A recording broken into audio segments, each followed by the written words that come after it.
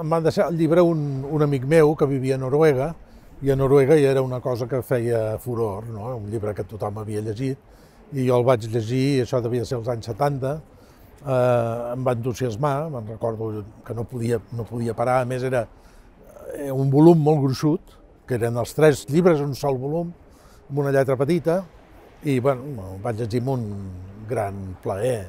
I aleshores, que jo em dedicava només a traduir, era l'època que jo vivia a Eivissa i vaig venir a Barcelona i vaig estar repassant les editorials amb qui jo treballava i els vaig fer l'oferta de traduir El Senyor dels Anells. I totes em van dir que no.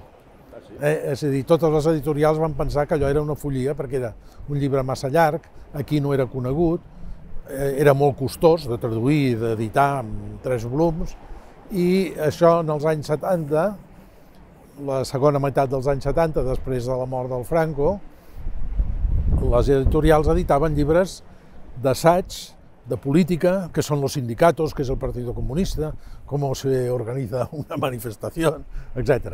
I això era el que es venia. I aleshores intentar colar-los un llibre que parlava de nans i d'elfs i de dracs, doncs era que aquest tio s'havia tornat boig, no? I el tio que s'havia tornat boig devia ser jo.